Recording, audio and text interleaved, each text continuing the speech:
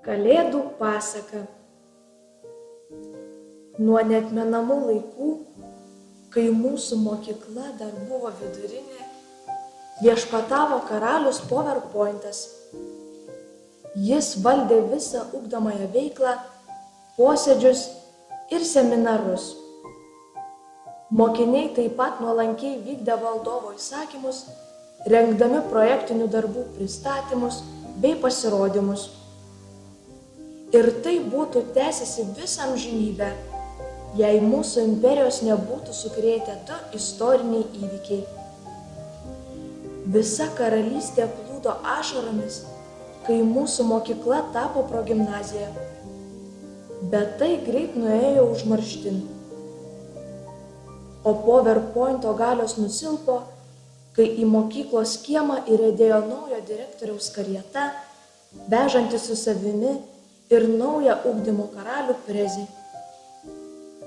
Mielai paklusome naujiems valdovams, turėjom daug veiklos, gyvenome ramiai ir laimingai.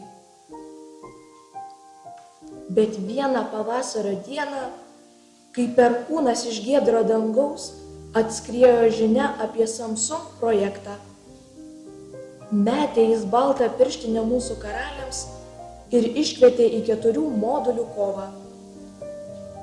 Šio projekto karaliai, Pautų ir PictoChat, įsiklausę, kas neramina šalies valdovus, mielai sutiko padėti.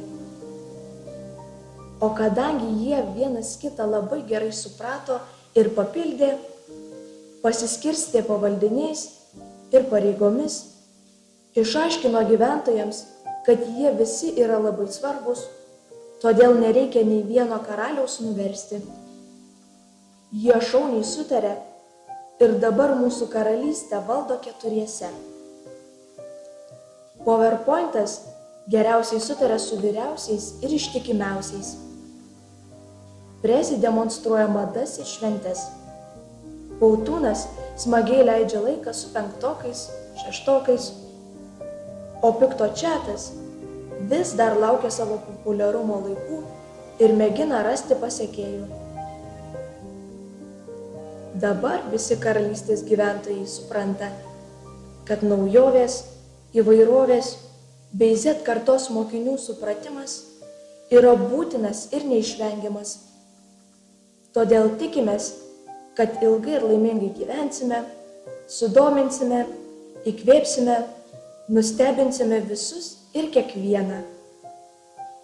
Pasaką sekė Molėtų progimnazijos skaitovė Akvilė Višniauskaitė. Gražių švenčių. Created using Powtoon.